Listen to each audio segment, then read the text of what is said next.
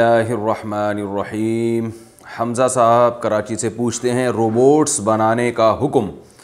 मैं electronics engineer हूँ, मैं रोबोटिक्स की फ़ील्ड में काम करना चाहता हूँ।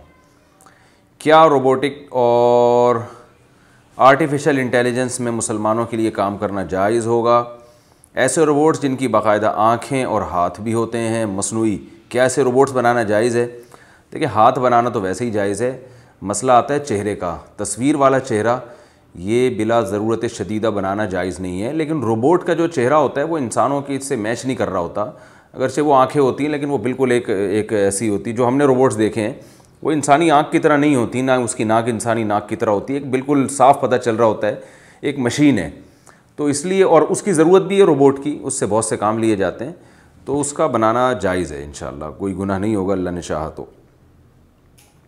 जुम्मे से पहले कितनी रकतें मसनून है साजिद साहब? मैं इस पर इंशाअल्लाह अगले सेशन में आपको पूरा मुदल्लल हवालों के, क्योंकि मैं ऐसे ही अगर जवाब दूंगा तो बहुत से एतराज़ात इस पर खड़े हो जाएंगे, तो मैं पूरा मुदल्लल इंशाअल्लाह हवालों के साथ इस पर जवाब दूंगा। जुम्मे से पहले 4 सुन्नतें हैं और जुम्मे की नमाज के बाद दलाइल इंशाअल्लाह अगले सेशन में मैं इस पर रिकॉर्ड करवाऊँगा। जानबूझकर छोड़ दिया यानी रोज़ा छोड़ दिया तो तलाफ़ी कैसे होगी? वसीम साहब इंडिया से। अगर जानबूझकर कोई रोज़ा छोड़ दिया है तो क्या कफ़ारा भी देना होगा या सिर्फ़ क़ज़ा करना लाजिम होगी? देखें, रमज़ान का रोज़ा अगर आपने जानकर छोड़ दिया तो सिर्फ़ क़ज़ा करना काफ़ी है, लेकिन बहुत बड़ा गुनाह है, कबीरा गुनाह है, क्योंकि एक रुकन छोड़ दिया आपने इस्लाम का। अब इसका हल ये है कि आप खूब गिड़गिड़ा के अल्लाह के सामने तौबा करें और उसकी क़ज़ा भी करें, तो इस तौबा से गुनाह माफ़ हो जाएगा। बाकी उसकी ये तलाफ़ी के वही सवाब दोबारा मिल जाए, तो वो तो 1 साल भी अगर वो रोज़े रख लिए जाएँ तो कहते हैं कि रमज़ान का जो रोज़े की फ़जीलत है वो बहरहाल हासिल नहीं होगी। लेकिन अगर किसी ने बहुत ख़ानदानी तौबा की, बहुत रोया धोया, और अल्लाह अपनी रहमत से उसे फिर क़ज़ा में भी वही सवाब दे दे जो रमज़ान के असल रोज़े का सवाब था, तो अल्लाह की मर्ज़ी है। लेकिन कानून ये है कि रमज़ान के रोज़े की फ़जीलत दोबारा हासिल नहीं हो सकती।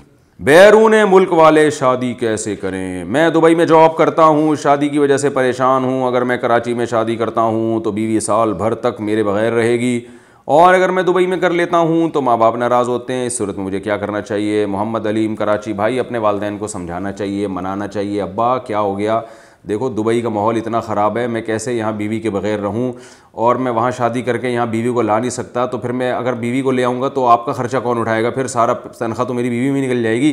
तो ऐसे आप अपने अब्बा को अच्छी तरह से समझाएँ, अम्मा को भी यही बातें समझाएँ, उनकी समझ में आ जाएँ, अच्छी बात है। नहीं आती तो फिर आप शादी कर लें, क्योंकि निकाह, जल्द निकाह करने का नबी सल्लल्लाहु अलैहि वसल्लम ने हुक्म दिया है, और जब शरीयत का हुक्म आ जाए तो फिर वालिदैन का हुक्म दूसरे नंबर पे चला जाता है। तो अगर अब्बा मान जाएं तो अच्छी बात है, फिर अब्बा की मर्ज़ी से ही शादी करें जहां अब्बा कह रहे हैं। नहीं मानते तो भाई, दुबई जैसे माहौल में अपने आप को आजमाइश में डालना, बग़ैर बीवी के वहाँ रहना, ये बड़ा ख़तरनाक मामला है। मैं नहीं कहता कि कोई लाजमी बुराई होगी या जो लोग बग़ैर बीवी के वहाँ रहते हैं वो माज़अल्लाह बुरे हैं, मैं किसी पे इल्ज़ाम नहीं लगा रहा, लेकिन बहरहाल मुश्किल काम ज़रूर है, अपने आप को आजमाइश में नहीं डालना चाहिए। तो बेहतर तो ये है कि पाकिस्तान में शादी करें, बेगम को वहीं ले जाके रखें, थोड़ा ख़र्चा उठा लें, अल्लाह बरकत देगा। लेकिन अगर बिल्कुल भी गुंजाइश नहीं है तो फिर वहीं किसी से निकाह कर लें आप।